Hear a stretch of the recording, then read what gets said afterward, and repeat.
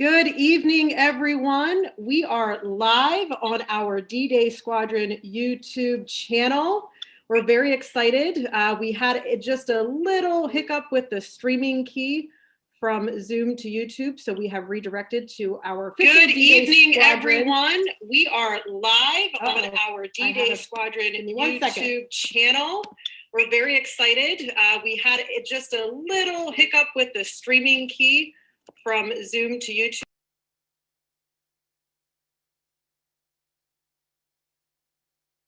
Sorry about that all. I had some background audio there, but we want to welcome you to our Women in DC-3 live broadcast. I can't get enough of this wonderful virtual opportunity that we can provide to you. This is our third live broadcast that the D-Day Squadron is offering in this last year. And because it is Women's History Month, we want to end the month with giving you a taste of all there is to know about DC-3s, from piloting, maintaining, jumping from the women of this great community and this legendary aircraft. My name is Lindse Costabille of the D-Day Squadron. I'm going to be excited to just go over a few housekeeping items here. We do have a live chat going on, so please make sure that you are looking at that live chat, that you are asking some questions of these amazing women around the DC-3. I'm going to add a Google form questionnaire into the live chat. And why are we doing the Google form questionnaire? It is because we have some fantastic gifts to give away for our audience tuning in. What are those gifts, you may ask? Well, we have an autographed signed copy of Every Reason to Fail, of the story of Miss Montana to Normandy. We actually have two lovely ladies here on the call that, yes, jump from and fly Miss Montana. And it's your own very own signed copy of the book from the author, Brian Douglas. And we also have our official D-Day Squadron flight patch that will go out to a lucky winner. We also have flight patches coming from Hairless Joe at the Yankee Air Museum, thanks to one of our speakers, Rachel, who will introduce herself here in a little bit. And there's a few extra D-Day Squadron goodies, but make sure you finish the questionnaire, complete that, and we'll give you a week to do so. So without further ado, I am going to turn this stage over to our fantastic moderator, Julie Boatman, the editor-in-chief for Flying Magazine. We appreciate her taking charge again for this live broadcast. And Julie, the show is yours. Thanks a lot, Lindsay. You know, it's an incredible honor to share the stage, as it were, with such a wonderful group of pilots and paratroopers, some really impressive resumes.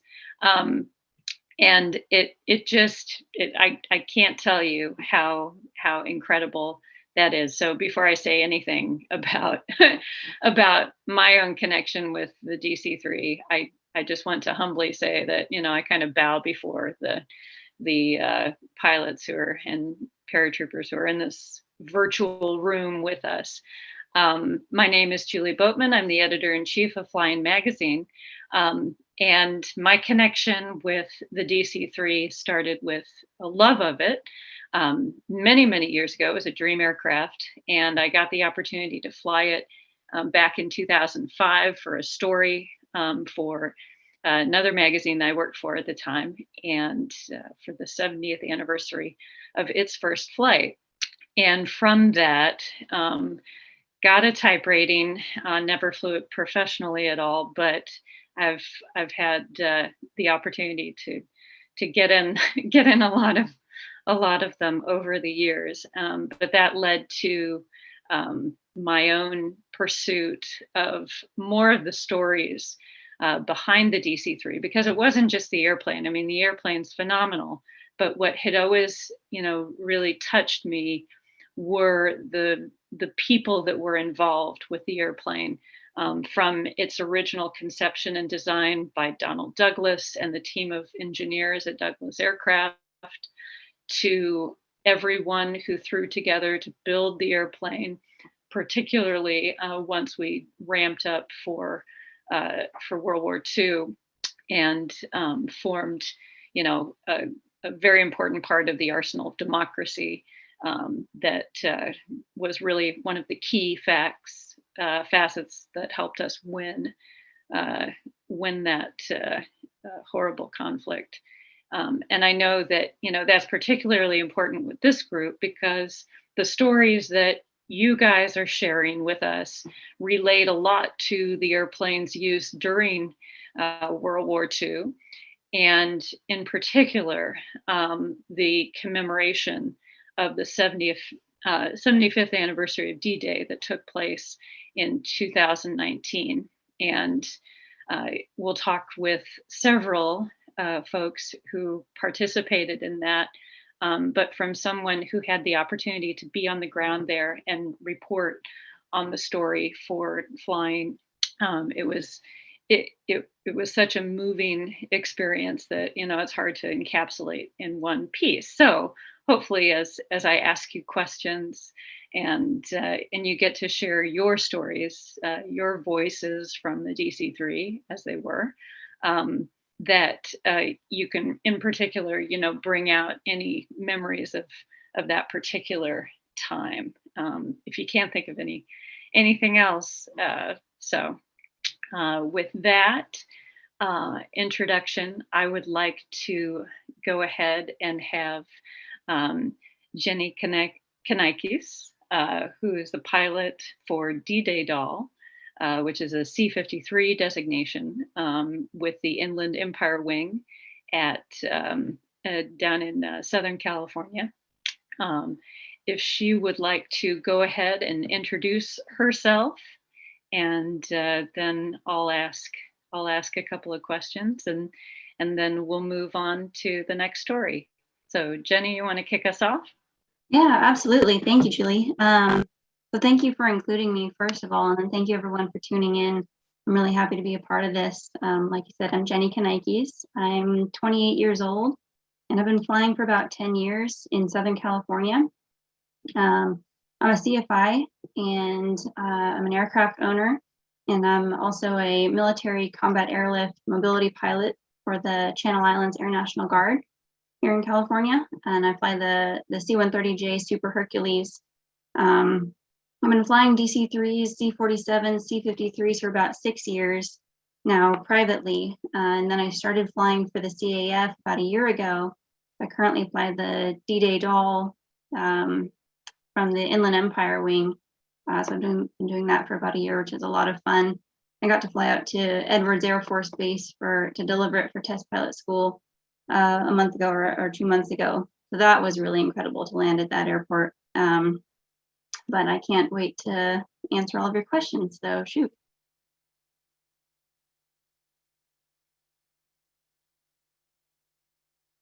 Oh, Julie, I think you're muted.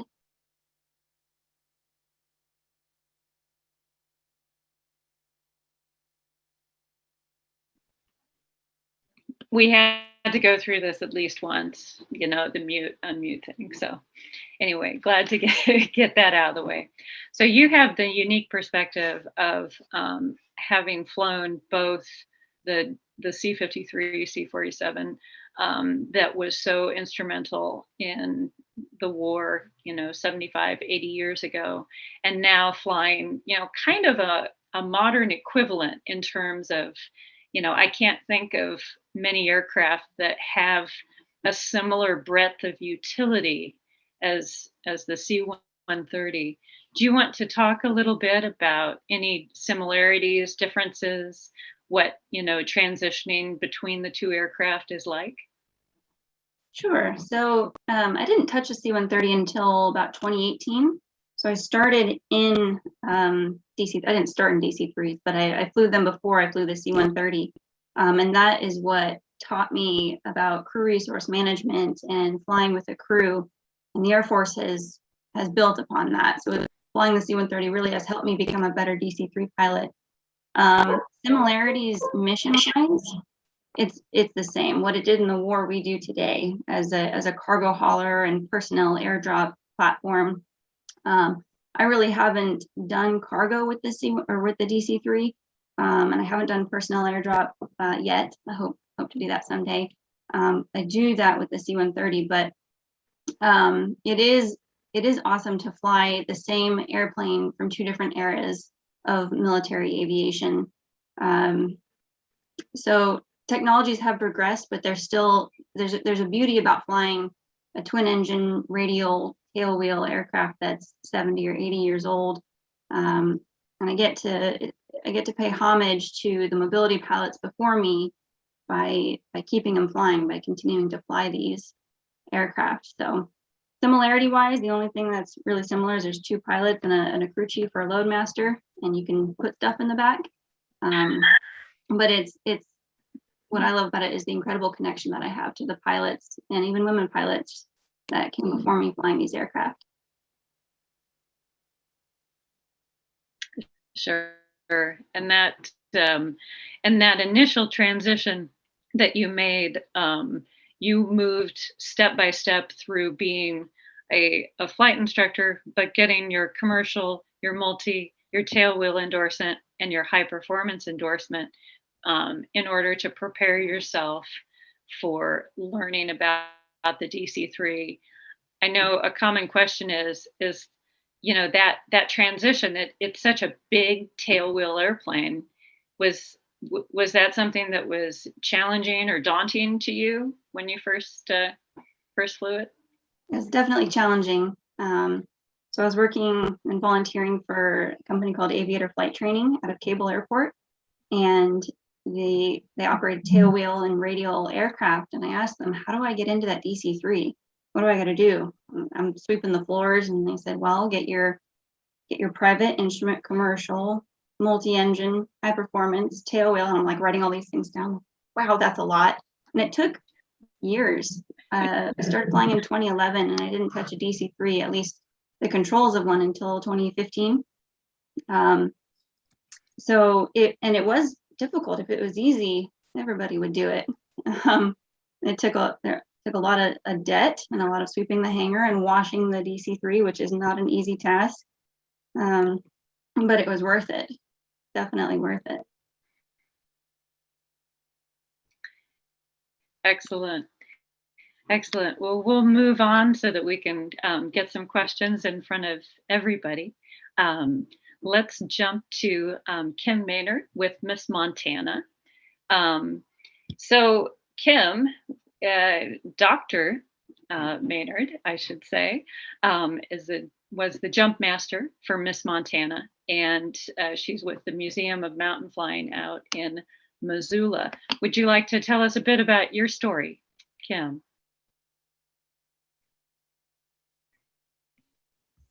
Sure. Yes. Thank you for D-Day Squadron, and to you, Julie and Lindsay, for putting this on, and for it's just such an honor, because D-Day Squadron was such a history with Miss Montana as we were working our way into actually flying. And so I just feel like especially flattered to be able to be here. So I am not a pilot.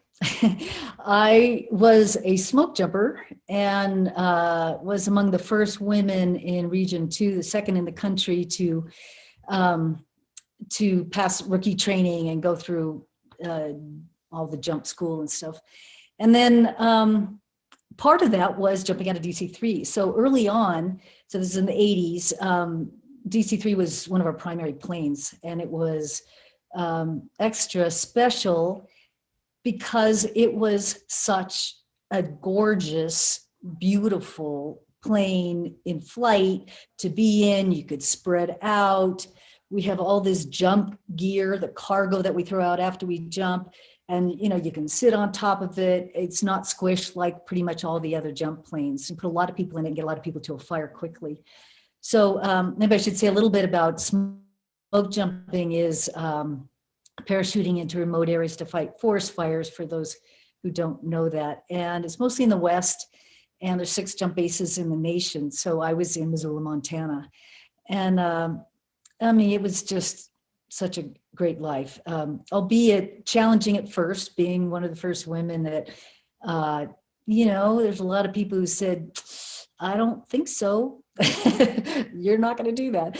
But it ended up being fantastic. And they're some of my closest friends. Then later on in my career, I ended up getting applied for, and I got positioned to be what we call a squad leader, which it means a supervisor. There hadn't been any smoke jumper supervisors anywhere. And so that means that you also get to be a spotter, what we call spotters, which military calls jumpmasters. And so that means kicking people out of the airplane, telling them when to go, reading the ground, that kind of thing. And I can talk more about that if it's interesting. So that was really amazing. And with my friend Pat Norbury, who's here, she was the first woman pilot in the DC-3, and I was the first woman, what we call Jumpmaster, to kick people out of a DC-3. So that was pretty fun.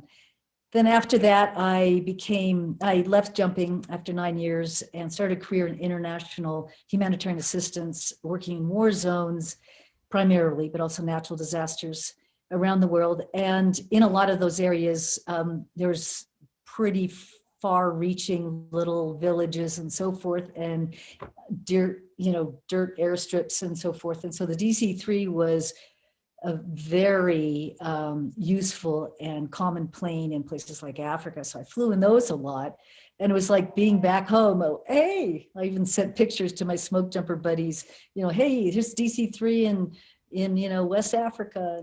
And then I'll just say that to bring it up to date is Miss Montana. So the DC-3 that we jumped in and flew and jumped in Normandy was also a plane that, after it got its birth to be a plane in World War II, and never made it there because the war ended, became a smoke jumper plane. And we, Johnson Flying Service was the operation. And many of you probably know the story, but one of the places where she jumped smoke jumpers was at Man Gulch, and where 13 firefighters got burnt, a lot of smoke jumpers. And so here we were working on hers. That was just incredible. And I got the opportunity to be the first one to jump out of her in 45 years. And we fixed her up and had the opportunity to do a practice jump, and then fly to Normandy and do that famous jump on June 4th.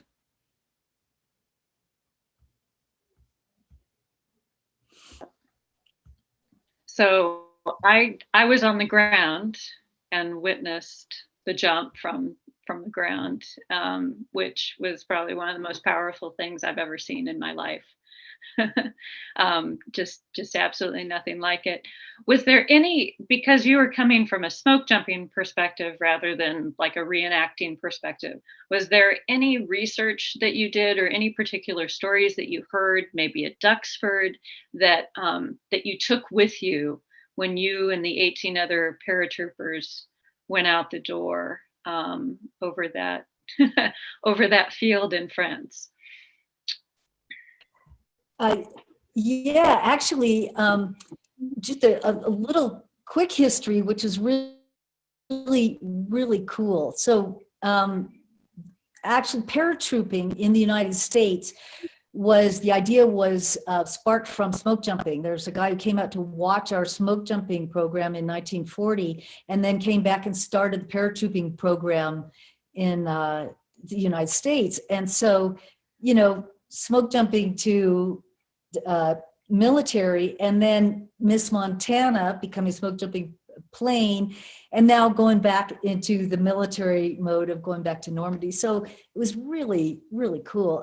I did have to learn how to do military style exits. And in smoke jumping, we have a static line cord that is very short, and it's right next to the door. And it's because we jump 2 people at a time. And military have a long static line cable that goes through the airplane, and 20 people can hook up at once. So that was different. In smoke jumping, you don't, the spotter or the jump master doesn't jump, just tells slaps the paratrooper on the leg, and they go out, and then the next person right behind them just goes out immediately. So so learning how to do that, and I have the fortune of having a husband who's a military parachute expert and jump master, and so I got all the training I needed. Yeah, thanks.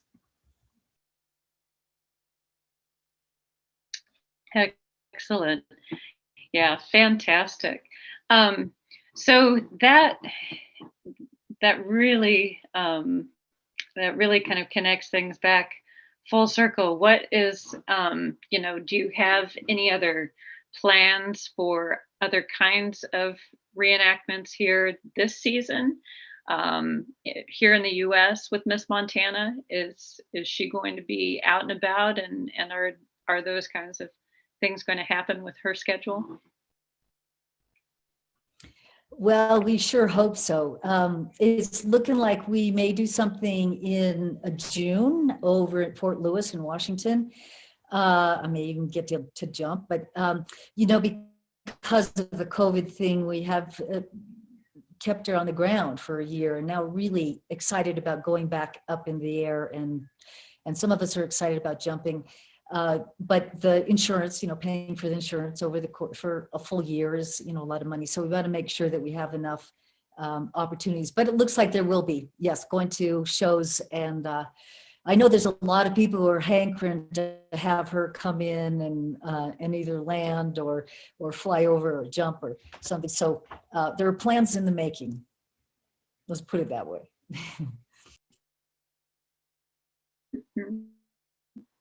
Excellent. Well, with that, let's talk to the pilot of Miss Montana, and one from a historical perspective has some unique stories to share. Pat Norbury, who in 1989 was hired by the U.S. Forest Service to serve as a co-pilot on the DC-3, dropping smoke jumpers out of the base at Missoula. Pat, would you like to share with us your history, your unique biography? I'd be happy to, Julie. Thank you. And thanks to you and Lindsay for putting this together. And it's a great privilege to be here with the rest of the ladies that have a connection to the DC-3. I think we all realize how privileged we are to be able to operate this fabulous aircraft. And just a small correction, I did not fly Miss Montana. There was a long line of folks who wanted to do that, and I was way far back in that. But just a little bit on my background. I was raised in Montana, farming and ranching. My dad had airplanes, J3 Cubs, Super Cubs. I grew up flying with him. And interestingly enough, his flight instructor was his sister-in-law. She was a WASP during World War II. So I had aviation kind of from the time I was born, and had a lot of fun doing that. Like you said, in 1989, I was working as an ag pilot, crop dusting here in Montana, and doing the standard stuff, flight instruction, charter work, and got an opportunity to apply for a job with the U.S. Forest Service. And they were looking for a DC-3 co-pilot, and I couldn't believe my good fortune. I think all of us as pilots, we have our bucket lists, aircraft that, boy, one day I want to fly. And I had two on my list. One was a Beech 18 and one was a DC-3. And I really didn't have any hope that I either get to fly any of them. So here I was offered a job to come fly the DC-3. So I took that, and that started a 23-year career with the U.S. Forest Service. So I served as the co-pilot on the DC-3 for a couple of years, and then became qualified as a smoke jumper captain on a couple other aircraft, the King Air 200 and then the DHC-6 Twin Otter. Twin Otter is a great aircraft. It's like a miniature DC-3 almost, except that its tail's not on the ground. In 1992, I'll back up a minute. The Forest Service operated 2 DC-3s, and we had 2 of the lowest time DC-3s in the world, about 14,000 and 15,000 hours total time, respectively. And the Forest Service is unique in that it's a land management agency with an aviation function built into it. And as such, it doesn't really have a standalone aviation staff. So we work under fire. So Kim, my good friend Kim, works under fire as well. Smoke jumpers fall under that. Aviation fell under that. And the folks that were managing our aviation program, while not professional aviators, thought that perhaps it was time to either get rid of the DC-3s because we were running the radial engines. We had the, the original Pratt & Whitney R1830s on there. Maintenance is high, reliability wasn't particularly stellar, but they decided we either upgraded the aircraft or we needed to get rid of them. And fortunately for us, they made the decision to go with the turbine conversion. We contracted with Basler Turbo Conversions out of Oshkosh, Wisconsin. And by 1993, our 2 DC-3s were now turbine powered. They're running the PT6-67Rs. A couple other modifications on them, up the gross weight a little bit, but primarily it added 4,000 pounds to our useful load and about 50 knots to our cruise speed, but a very, made a versatile airplane just phenomenal after that. Then I had the opportunity to get my type rating. So my type rating in the DC-3 is in the turbine converted, not the original radial. I wish I could have had both, but at least I have one. So then I began flying as a captain on the DC-3. And as Kim said, she and I had a great opportunity to work together. I can still remember, Kim, I don't know if you remember this, when we came back from that flight where you qualified as the spotter and I was the pilot and Marguerite was jumping and people were making all kinds of fuss about these 3 women. And we were like, what's the big deal? Let's load up and go again, do it again. Anyway, so I had a really phenomenal, I think, career with the Forest Service in the smoke jumper side of things. But as a Forest Service pilot, you can't usually just do one thing. So I also qualified as a lead plane pilot. We take King Air 90s when I had finally left. And we're a forward air control platform, primarily in front of the air tankers. Jenny, who works with Channel Islands National Guard, they operate some of our MAFS units when we have a need and we can't meet it with our contract air tankers. We have 4 National Guard units that come in and with their C-130s and help with the fire retardant delivery. So we would fly in front of those aircraft. We're not as spectacular as all that red retardant coming out of them, so you never see us. But so I did that, qualified in a few other aircraft. The C-23A, we were running those as smoke jumper aircraft. We got those from on military excess, and we were converting those.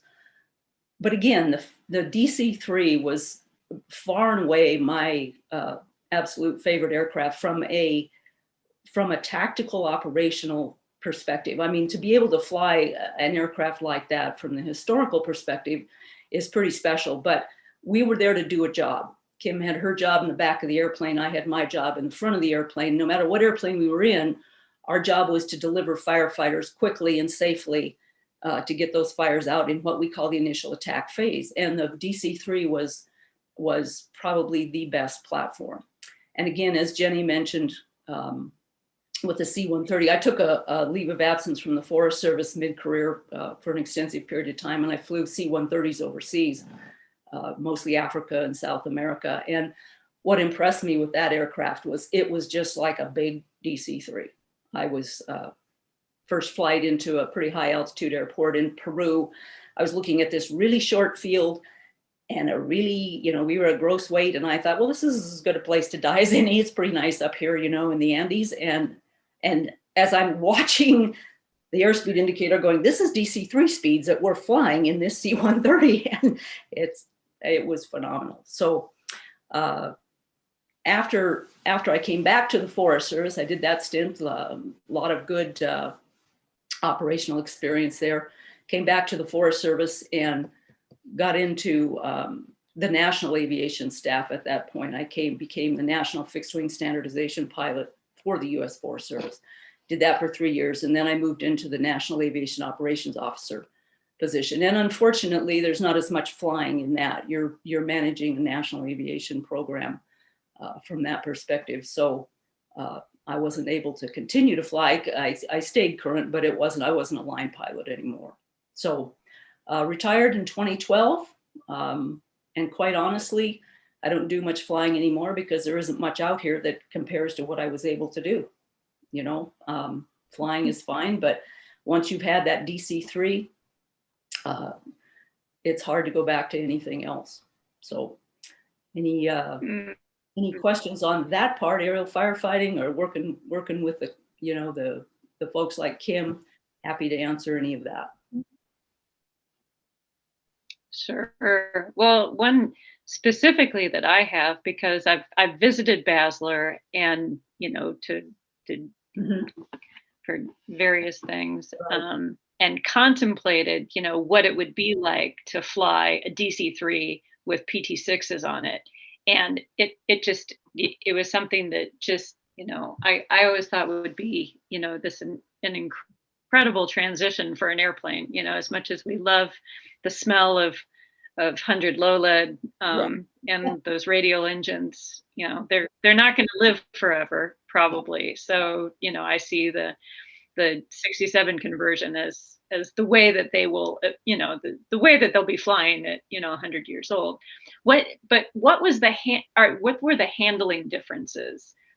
You know, did the tail come up faster on the takeoff roll? Did, you know, what other than, you know, like probably a much improved climb, you know, performance, things like that. What were the differences between the two aircraft for you?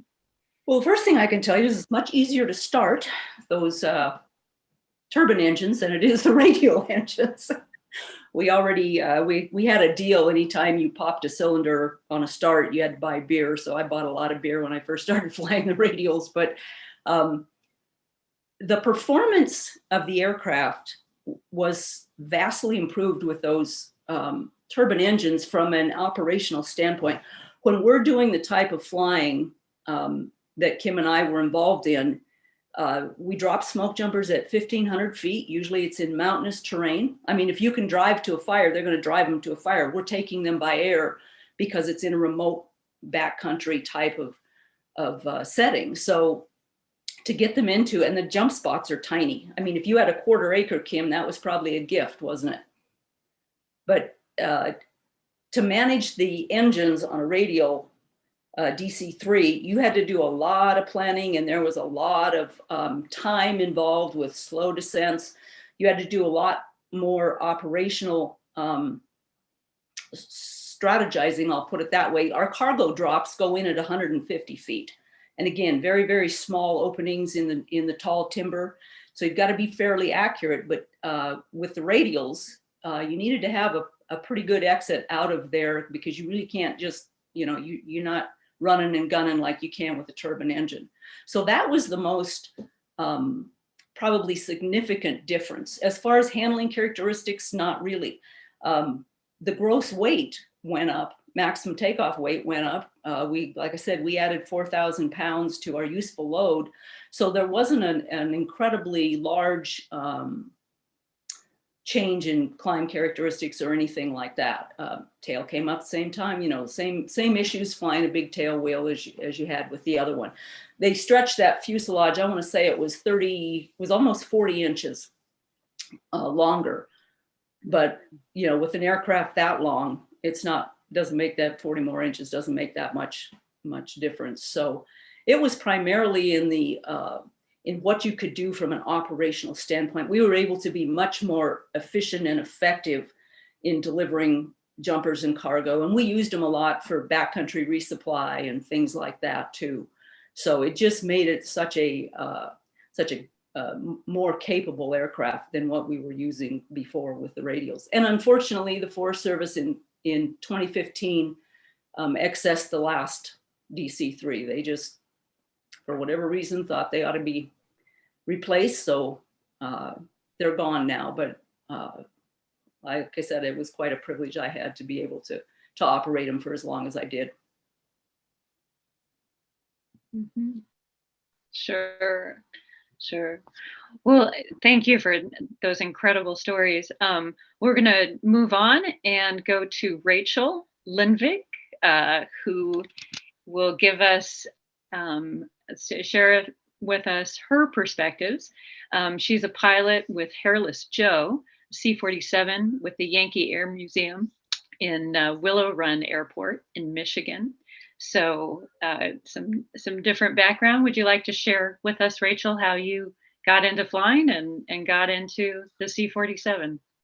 Yeah, awesome. Thank you so much, Julie, and again, Lindsay, and everyone over here. This is really awesome. Like she said, my name is Rachel. I do have a little bit of a different background than everyone else. I am fortunate enough, I was able to attend the University of North Dakota, where I did all of my flight training and education up there, got a bachelor's degree in commercial aviation and flight education with the emphasis on the education side. And I was really super lucky. I was able to be a flight instructor while I was at UND. I taught everything from private pilots all the way through initial CFI, and I was fortunate to be able to also teach in a seaplane. So that was kind of a nice, fun change over the summer. And got my tailwheel endorsement, did aerobatics, all that type of thing up there. I then left for the airlines, started out at the regionals, worked up. I'm now actually a pilot for American Airlines, flying the Airbus A320. That's my regular day job. I was fortunate enough, I ended up over near Willow Run Airport. Most people know it better as Detroit, the Detroit area, or where Henry Ford produced the famous B-24. Rosie the Riveter came out of historic Willow Run Airport. So very fortunate, Yankee Air Museum actually does have the last 2% of the building that B-24s were built and final assembly came rolling out of the doors. Getting involved with them and finding out this history just really, really excited me. And I started working with our Women in Aviation group and got to know many of the people working for Yankee Air Museum. And that led me into meeting some of the pilots, meeting the chief pilot for the airplane. And he found out that, I really did enjoy education and writing books. So I actually had the opportunity over the past year working with our maintenance personnel and working with our pilots, other pilots, chief pilots, and a few other groups around the country. I rewrote an entire systems book that hadn't been touched since the 80s and created from scratch a flight training manual for the airplane, which was really cool because we got a whole bunch of different input from everyone for that. And this year I have a new task. It's not writing this time, but because I am gifted with the ability of knowing how to sew and mend things, several of the other pilots have found some kind of neat pieces to the aircraft that they would like to reproduce. So I'm actually in the process of creating patterns to sew up these new bags and new attachment pieces, just for mostly display purposes now. But it's something unique to give character to Hairless Joe, which was one of the later airplanes built and never seen action.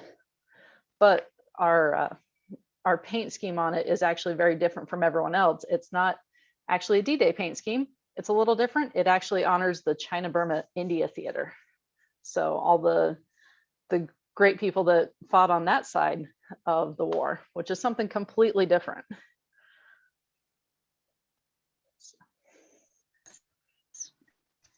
Yes, totally. My only family connection to the DC-3 was through my great uncle, Bob, who flew in the CBI. And he flew mostly the C-46 when he was there, but he also did fly the C-47. He never talked about it before, he passed away, unfortunately, and I was pretty young. So I never got to talk with him about it, but you're absolutely right. So that's very cool that Hairless Joe honors that legacy, which is, another just incredible number of stories there. So when you're recreating flight manuals,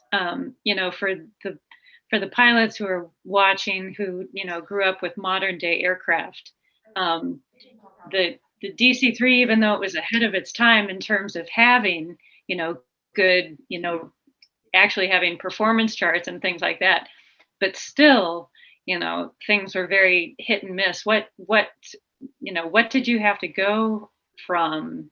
Were there any original manuals that you had to access when you were putting together the new manuals? The manuals that I had, we did a combination of a ton of different books. We took some early ones. The early ones we found were mostly from the 50s and a couple excerpts from the 40s. Otherwise, the museum, when they had acquired the airplane in, I believe it was 1982 or 3, they had written manuals then. So we used some of their original stuff, and then we also used some references from old cargo air carriers as well. So we kind of combined the best practices of everybody that we could to try and make it fit everything. And everything updates over time. So we made sure to include new modern pieces that we had added to the airplane. Excellent. Asking a different question because of your connection with the Air Museum and your interest in education. One of the critical things that that I know is important to folks who operate the DC-3, the C-47 today, is translating the stories and getting that history across to the next generation. Do you have any particular thoughts about how we can do that? Are there any examples that you can pull out that will help this history come alive for young people?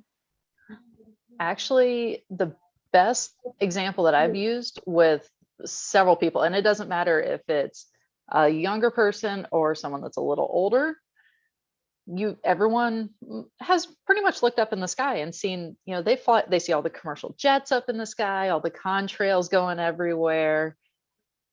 Well, how did they get there? You had to start somewhere. So now you can start and relate to the aircraft starting everything, the DC-3 back in the late 30s. That's how, my company, American Airlines, really got going. They were instrumental in bringing the DC-3 to life because they wanted to be able to provide the customers with the ability to get across the country in a timely manner. So helping that they can see the evolution of, oh, this is where it started. Okay, cool. I can still do this today. I can go fly commercially and I can have some fun too, because let's just face it, this is fun flying for a lot of us. The airplane is just awesome.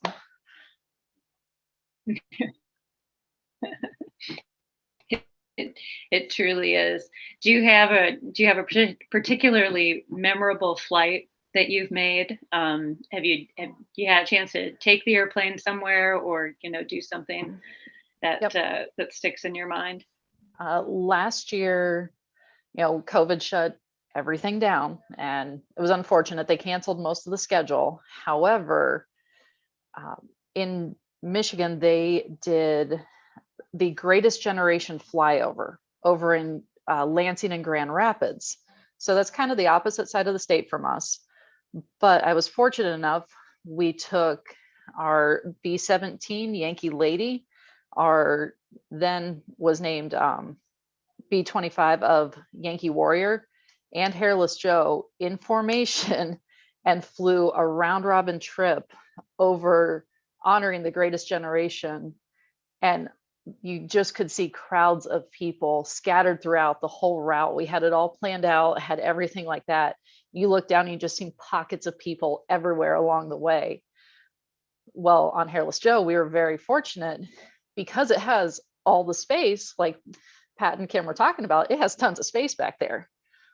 We were able to actually have a full camera crew from the news channels back there, and they were able to film the entire thing. So that was so incredible, having the view of just looking out, and we're literally have our bomber escort of the B-17 on one side and the B-25 on the other, and we're just going as fast as we can make that go. That was a blast. Absolutely awesome. Amazing.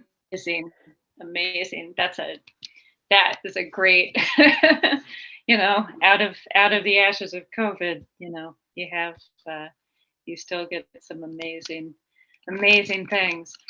So we're going to catch up now with our last but incredibly interesting pilot, Catheline Leoni, who is with Desert Air Alaska, which is a cargo operator up in the great state of Alaska.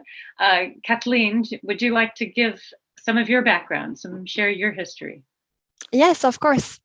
Hello, everyone. Bonjour, c'est Kathleen à Desert Air Alaska. In French or in English? En français. En français? Okay. No, so yeah, my name is Catheline Leoni. I'm from France. I started flying about 12 years ago. It started with brevet d'initiation aéronautique in France. It's like the first step of a private pilot license. It's an introduction to flying. And then I did my first flight in Ireland in a biplane, a Stamp. So that's basically how I fell in love with aviation, and it was aboard a vintage aircraft already.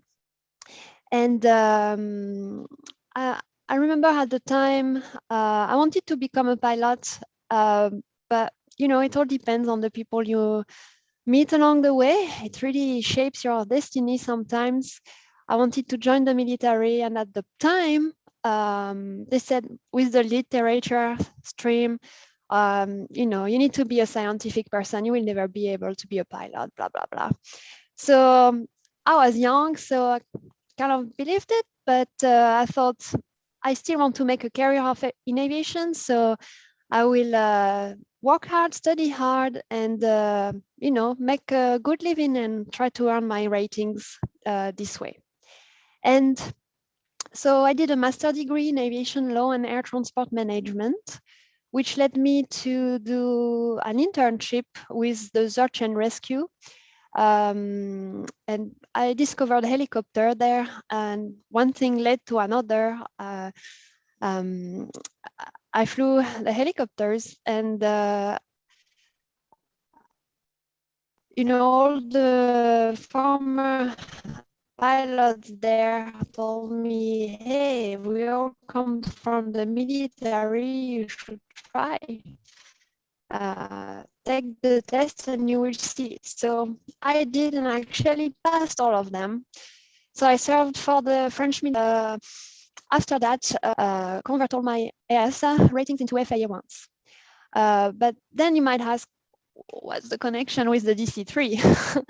So I went to an air show about also 10 years ago, and I met a very interesting person there also who helped me in my DC-3 path. His name is Mark Oremland. He was a DC-3 owner, and he had the fantastic dream of recreating the pioneer journey of an aviatrix, Jean Batten. And he wanted to redo with his DC-3 the travel that she had undertaken in 1936 from England to New Zealand. So for 6 months, we restored the airplane, and I worked with him on the communication work, make sure that the trip is known worldwide, and to help him making his dream come true.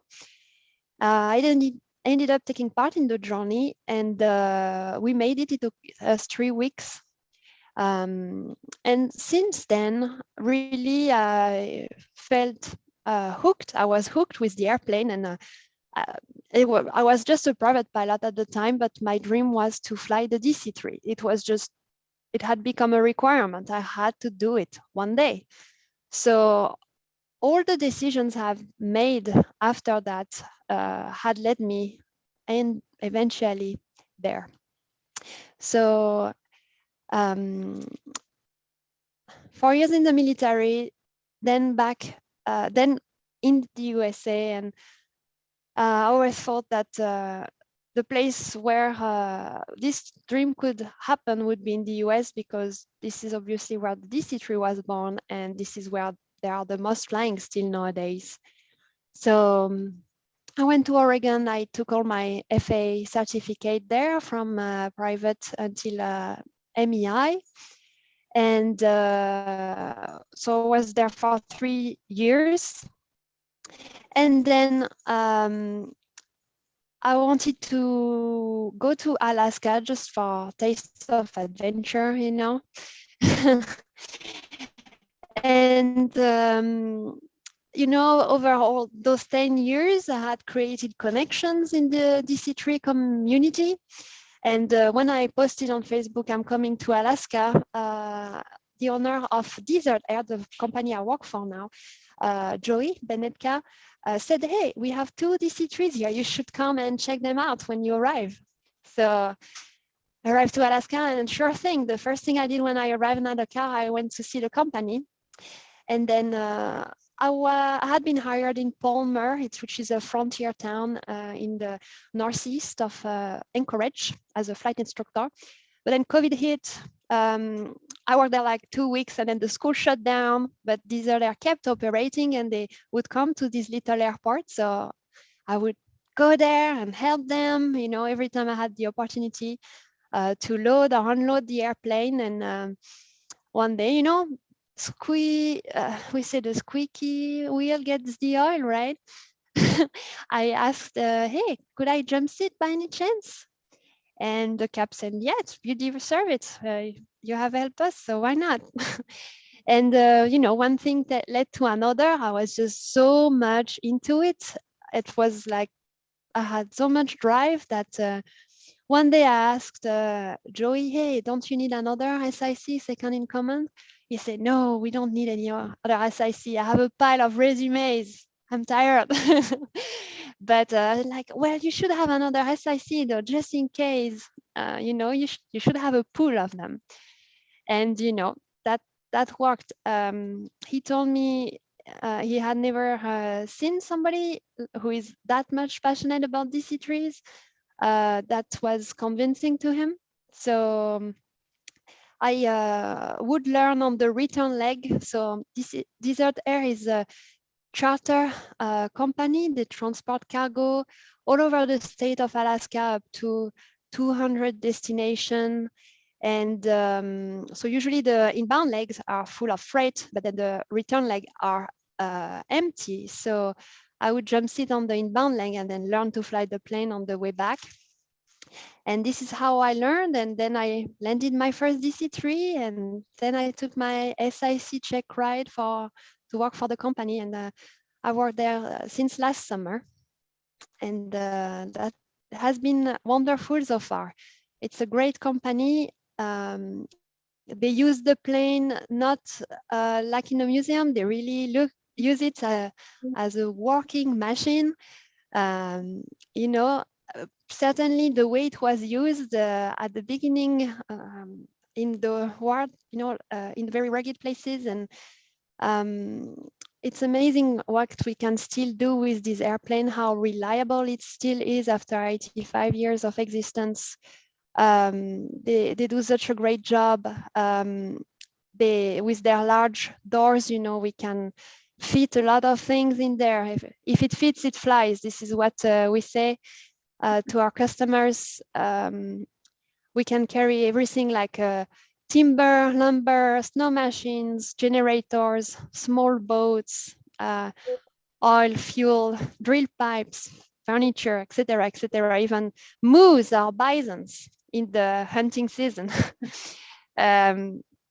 It's a plane which is really good to land and take off from very short distance.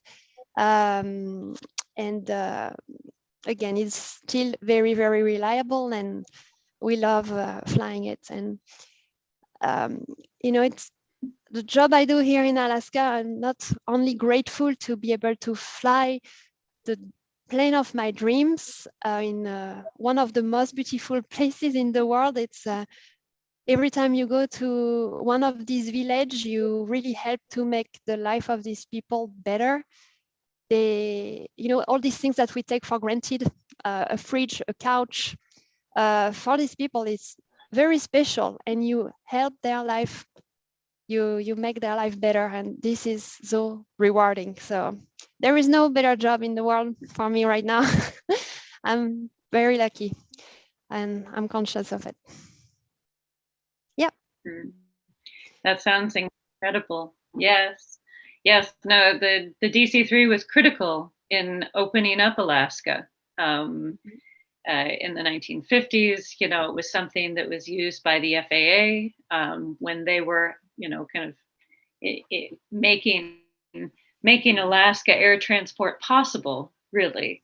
And led by, you know, so many pioneers. So you're really flying in their contrails, right? As you make it around the great state. Are there any destinations in particular that stand out to you as favorites or as particularly challenging that you've been able to fly to so far? My favorite trip so far has been to Perryville in southwest Alaska along the Aleutian. This was a very special trip to me, not only for the scenery, of course, but because this little village is really not accessible any other ways than by plane. And they had not seen a big planes like that for years. And I will always remember we flew through the mountains, through a pass. And then I'm pretty sure that the people living in the village could hear the sound of the engine coming from far. And then once we could see the village, there was like a lot of smoke. Everything which had wheels would drive from the village to the airport. And then the next thing I remember is that we landed and there was everything with wheel around the airplane, and they were waiting for us to open the airplane. They were like, they found the plane so beautiful, of course, but you know, we had on board of this airplane on that day everything which can fit in a house, like furniture. So I thought it was just for one house, but it was actually one washing machine that they would share between 3 houses, one couch, one fridge. And so they all came to get these things, and that was a big moment for me. You know, again, what I was saying earlier, that these things we take for granted, and this is the way it is over there. So that was a particular trip for me, for the human aspect. Then for the flying part, the challenging part, this is when we fly to the mine, to the gold mine. It's west of Anchorage. It's about 1 hour flight. We provide them with drill pipes, with all construction equipment. And the landing here is a challenging one. It's really within the mountains, but it's always a challenge to land there. And of course, the pilot in command is very experienced, and I am just doing the SIC duties, but I'm learning a lot from them, and it's amazing to see what the airplane can do, really. Yep. Excellent. Well, I look at the time and I see that we've had such great conversations here. Lindsay, do you have any questions from the chat that you would like to ask folks? We do. I'll hand it over to you. Yes, we've got a few questions, and because we started a little late since we had a little streaming issue, which I also wanted to say is I was really attempting to show various photos and videos during this stream, but what was going on is each time I tried to, the entire screen went black. It didn't happen on the last broadcast, but for whatever reason, gotta love those technical issues. In any case, these ladies have done a phenomenal job. I've learned even so much more about each one of them, but we do have just a few questions that I've pinned here. One comes from Flying Fox. The question is, how do you train and get into smoke jumping? Wow, that's a great question. Generally, what we like to consider smoke jumping as part of the upper elevation of a firefighting career. So you have to have had some firefighting background, which you can do in the Forest Service in lots of different places in the United States, and eventually possibly get onto hotshot crew and then apply for jumping. But it's really pretty competitive. There were 687 people who applied the year I applied, and I think there was 17 of us who got on, and then 12 made it or something like that.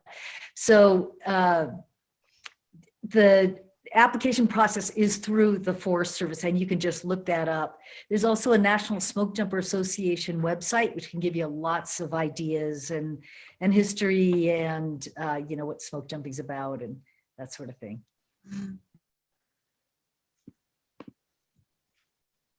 Kim, thank you.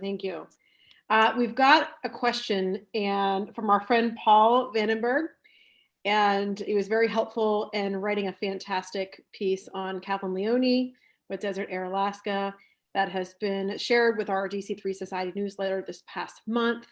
And his question for the pilots in the group, it's more operational question, is do you ever use derated takeoff power, for instance, on long runways? So for any of the pilots who would want to take a stab at that question. Derated takeoff power. Oops. We do not with Hairless Joe, we don't. We take off at full power, and then after climb out, or as we are climbing out, then we reduce power to more of a climb power setting. Yeah, I would agree with Rachel. There was never any need, and we didn't ever have that long runways anyway. So you used what you had. Done it a few times with the private DC-3s that I've flown. If we're empty and we have a really long runway, and usually we talk to the owner beforehand and say, what do you think about this technique? And then we do it.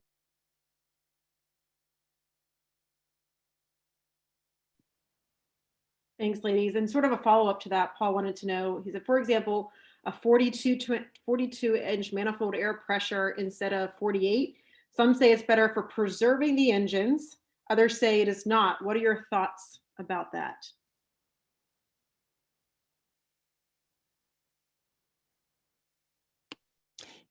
I know that at Desert Air we never use the full power. We will use the maximum, the METO power. We want to preserve our engine for the day we will need it for real, if we need it for real, but we will never exceed it otherwise.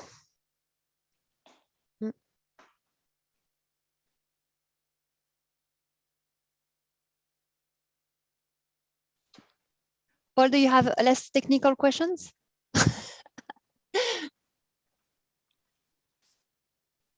There's just some conversation going on in live chat. We do have a young girl by the name of Brooklyn. She's 10 years old. This may be something nobody wants to answer publicly, but she just wanted to know if any of you have ever done any maybe aerobatic maneuvers or, you know, any low flying like Eleanor Smith flying under the New York bridges? No aerobatics in the DC-3. Or outside of the DC-3? Yeah, yeah. Flew the OV-10 as a lead plane platform that was fully aerobatic, that type of thing. Lots of low-level flying though in the DC-3 and all the smoke jumper operations, lead plane as well. But that's all just part of the job. So it isn't thrill-seeking, and it's not something that you do just because it looks like, woohoo, let's have a little bit of fun today. But that's, like I said, our cargo drops in particular go out at 150 feet. Kim's in the back of the door with a 60-pound, 80-pound box of cargo waiting for my kick signal. And so you're down there low level and a lot of maneuvering in there. You have to take a lot of things into consideration. So it isn't a daredevil thrill seeking stunt that it looks like. It's an actual operational technique, and you have to be pretty serious about it. But it has its place. I'll say hi to Brooklyn and Rebecca because they are very good friends of mine too. And yes, up at UND, I took a course specifically just to do aerobatics. And all we did was take the decathlon out. It looked like a little square box on our charts. And that was our box. We could go up and down as high as we wanted and do loops, do rolls, do whatever we wanted. No trick flying underneath the bridges. They knew better. They would watch us for that, but we still got to go have a lot of fun. I haven't done any intentional aerobatics in DC-3s, but if you have any differential power, or if your rudder's not centered when you're doing stalls in the DC-3, it can get a little uncomfortable. But other than that, the Air Force does a lot of aerobatics during training. It's about a 2 to 3 year process. So no matter what platform you're going to, you do aerobatics. So that was a lot of fun. So I have a last question as we sort of wrap things up here. I think that we're obviously, in a little bit of a different time, but we are starting to get back to events. Our birds are starting to fly a bit more.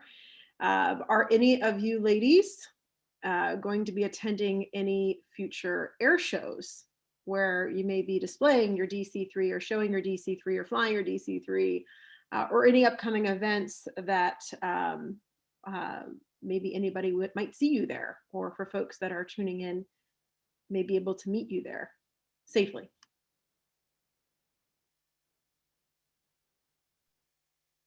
Our air show up at Willow Run Airport isn't until August 7th and 8th, but we are going to be featuring B-25s, and we will have Hairless Joe also be giving, I don't know if we're doing rides yet or not, but it will be on display. We're going to be doing flyovers. Our season for Hairless Joe actually starts May 1st and goes through about mid-October. And I know you will see it come. They're doing almost a daily, kind of like a shuttle run back and forth to Oshkosh, where we're bringing passengers and stuff back and forth from Michigan over to Wisconsin.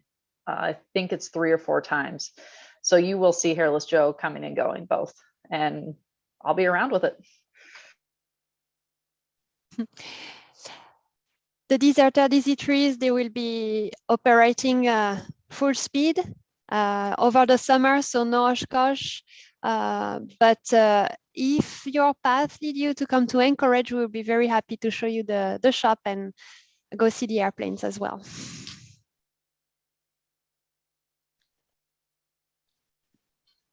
That's exciting, Kathleen. I might actually take you up on that. I haven't been out to Alaska yet, so maybe coming for a visit. You might want to warn Joey now.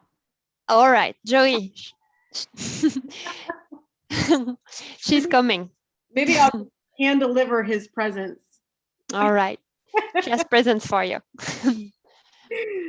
Wonderful. Well, ladies, this has been a fantastic broadcast. I want to just share gratitude for you all taking the time out of your schedules to be here, to show up, to participate, to educate all of our audience. This is a recording, so we will be sharing this out to our platforms for those who could not tune in. A big thanks to Julie Boatman with Flying Magazine for helping us out again and moderating. Julie's been great to support us. The D-Day Squadron Flying Magazine is always helping recognize our efforts, share our efforts as we get out to shows here and there. We are starting to come back to events, and I just want to share a few last comments, is that as part of the D-Day Squadron, we do have what's called the DC-3 Society. The DC-3 Society is an opportunity to define, document, and really display the efforts of the DC-3. So really defining that maintenance, operations, airworthiness, documenting the history, the very rich history of this aircraft, but also we founded what's called the Young Historians Program. And we have young historians the ages of 16 to 24 between the US and Europe that are participating with our squadron, that get to document, get to research, and get to interview World War II veterans, as well as Vietnam War vets, as well as others in other combat missions and wartime efforts. And so they actually take part in writing our history, sharing the history, and writing that out to our newsletters, part of our squadron efforts in our DC-3 Society. We want to display more of this living history through education and outreach. So we're very excited to get back to these events. So speaking of events, a few things coming up for the D-Day Squadron and those involved with us. We will have a small presence at the Sun and Fun Aerospace Expo in Lakeland, Florida, April 13th through the 19th, or 13th through the 18th, actually. So far, we have coming Placid Lassie C-47, and we may have a few others that are coming on display or could be flying. We don't know yet, but we will update you through all of our social media channels. We also have 3 fantastic DC-3s coming for the Jim Pee Wee Martin 100th birthday celebration. It's a jump fest in San Diego at the Skydive Greene County. That is April 22nd through the 25th. So that is D-Day Doll, That's All Brother, and Placid Lassie. We also have our next live broadcast, which is going to be on DC-3 restoration projects. So we will highlight Charlie Walker and Night Fright out in the UK, as well as Jason Capra of Beach City Baby out in Franklin, Pennsylvania. So stay tuned. We'll come out to you with a date late April for that DC-3 restoration live broadcast. Very excited to continue giving you all this opportunity to educate you, provide outreach about the DC-3. And we do have, I'm taking a poll right now with those that are planning to come to AirVenture so we can gather DC-3s and crews together. So I just want to end this live broadcast with another thank you to all of you wonderful ladies for being here. And we so appreciate you. So we're going to end now, and I guess we will see you all in the air. Thank you, Lyndse. Bye-bye, everyone. Hey, thank you so much, D-Day Thanks for all you do. Julie. Thanks. Yeah, Thanks. thank you. Thank you all. Thank you all. Ladies, if you could just stay on for a minute, I'm going to end the live broadcast and we'll say our goodbyes. Goodbye to everybody out there in the